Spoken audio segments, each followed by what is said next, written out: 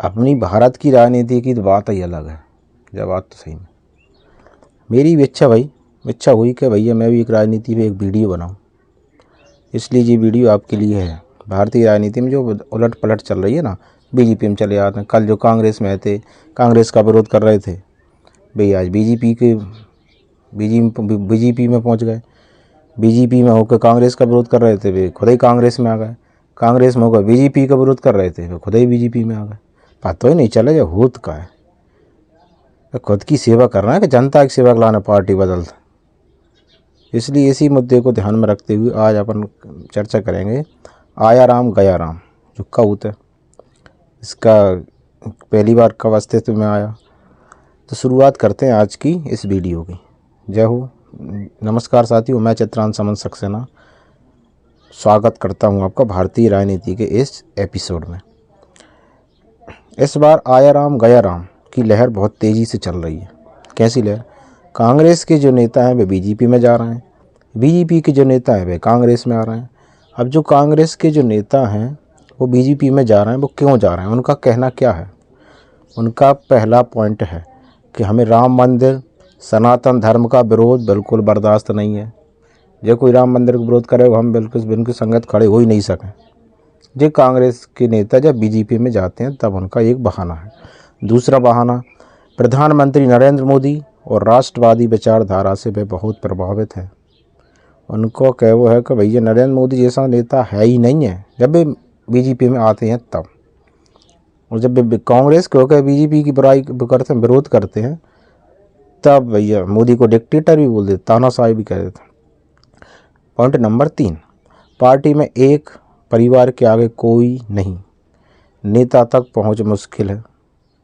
कि एक ही परिवार की पार्टी चलाता है, समझ गए होगा कौन सी परिवार की बात चल रही है। पार्टी का आंतरिक लोकतंत्र खत्म हो गई। पार्टी आंतरिक रूप से लोकतंत्र खत्म है। कार्यकर्ताओं की कोई सुनवाई नहीं होती। बड़े बड़े नेता कहते हैं कि हमारी कोई सुनवाई नहीं है, एक ही परिवार की सुनते हैं। अब भाजपा के जो नेता हैं वे अगर कांग्रेस में जाएं, उनको क्या वो कहे, उनकी भी सुन लेते हैं।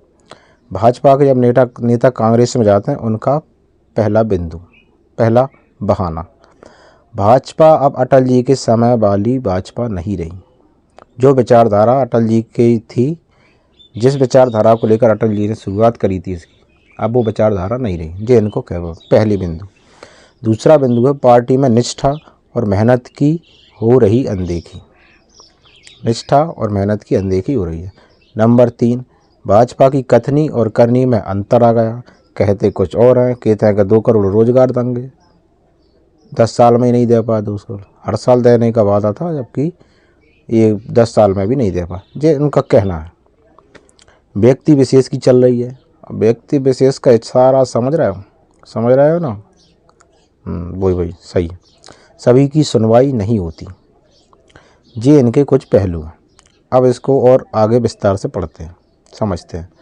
भारतीय राजनीति में 60 के दशक में चलन में आया राम गया राम मुहावरा इस बार के लोकसभा चुनाव में खुलकर फलीभूत हो रहा है। दल बदलुओं की बाढ़ सी आ गई है। राजस्थान, बिहार, तेलंगाना, झारखंड, महाराष्ट्र, उत्तर प्रदेश समेत कई राज्यों में इधर से उधर आने जाने का सिलसिला चल रहा है।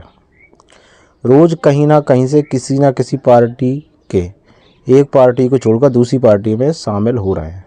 जो बड़े बड़े नेता हैं, उन्हें टिकट नहीं मिले तो वे दूसरी पार्टी ज्वाइन कर लेते हैं। लोकसभा चुनाव के 417 प्रत्याशी के विश्लेषण से पता चला है कि भाजपा के हर 4 में से एक प्रत्याशी दल बदलू है। ये विश्लेषण हुआ है। भाजपा के 116 लगभग 28% है जो कि प्रत्याशी दल बदलू हैं। इनमें से ज़्यादातर कांग्रेस से आए हैं।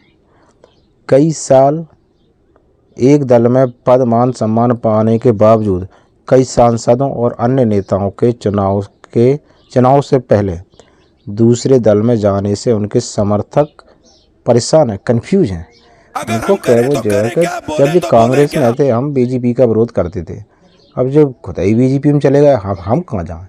नेता के पीछे जाएं कि पार्टी के पीछे जाएं? उनकी बड़े कन्फ्यूजन है। अब नेता छोड़ते हैं तो पार्टी गड़बड़ होती है, नेता के पीछे जाते हैं तो फिर समस्या, फिर ना बदल जाए जो है ना बात। दल बदलुओं को समर्थक और आम मतदाता सिर आंखों पर बैठाते हैं या नहीं, यह चुनाव परिणाम से ही पता चलेगा। अब कौन कौन से राज्यों में दल बदल के आए हैं उस पर थोड़ी एक विस्तार से चर्चा करते हैं। राजस्थान की अगर बात करें, राजस्थान के राहुल कस्बा चूरू से हैं, कांग्रेस प्रत्याशी बन गए अब की बार। नंबर 2 प्रहलाद कुंजल कोटा कांग्रेस प्रत्याशी बन गए।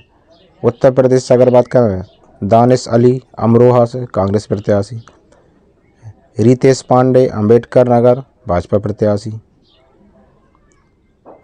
अब ये दल बदलुओं का क्या गणित है इसको जानने की कोशिश करते हैं। 1977 के चुनावों में दल बदलने वाले नेताओं की दर 68.9% के शिखर पर पहुंच गई थी।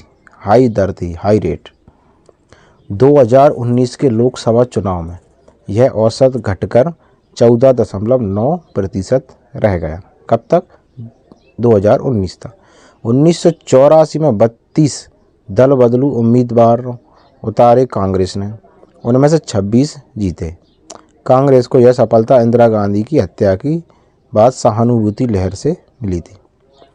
1984 के बाद हर चुनाव में भाजपा की सीटों की संख्या बढ़ती गई और कांग्रेस की संख्या घटती गई। 2019 में तो लहर ही आ गई थी, एक ही नाम चला था। अब क्यों चला था वो सब जानते हैं। भाजपा के जीते प्रत्याशियों की हिस्सेदारी 56.5% हो गई। यानी कि लोकसभा की कितनी सीटें होती हैं? 543, जिसमें से लगभग 300 सीटें किसके हाथ में चली गई? भाजपा के। और कांग्रेस की मात्र 5% ही रह गई। 2014 की तुलना में 2019 में दल बदलू उम्मीदवारों की जीत के प्रतिशत में कमी देखी गई। जनता को थोड़ी थोड़ी समझ में आ गई थी कि हमें पागल बना रहा है, कहीं तो कुछ तो गड़बड़ है। पहले जिजाम आए थे, अब जाम चले गए, अब जाम आए तो फिर चले जाएंगे, ऐसे ही भटकती तो जनता ऐसी बेचारी परेशान होती रहता। 2014 के चुनाव में भाजपा में दल बदलुओं की सफलता दर 66.4%, जबकि कांग्रेस में मात्र 5.3% ही थी। 2019 में भाजपा में दल बदलुओं की जीत का प्रतिशत 5.3%, जबकि कांग्रेस में 9.5% रहा। तो यह था दल बदलुओं का गणित, अंक गणित। दल बदलुओं जहाँ पार नहीं पड़े दूसरी पार्टी में चले जाए, टिकट मिलना चाहिए, खुद का भला होना चाहिए, जनता को नहीं। जनता को तो बाद में देखेंगे।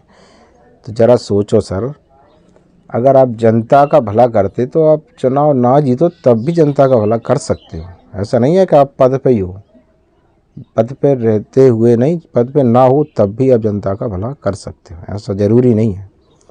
तो इसलिए राजनीति से थोड़ा संभल के रहें, इनसे, दल बदलने वालों से। ठीक है, उम्मीद है कि आपको कुछ समझ में आई होगी दल बदलुओं की क्या राजनीति है। तो इनसे संभल के रहें और वोट ज़रूर डालें, वोट डालकर अपनी सरकार बनाने और देश का भविष्य सुधारने में ऐसे अपना योगदान दें। ऐसे नेता को चुनें जो जाति को नहीं, देश को भला कर, देश का भला पहले करें। ठीक है, उम्मीद है कि आपको समझ में आ गई होगी। जय हिंद, जय भारत।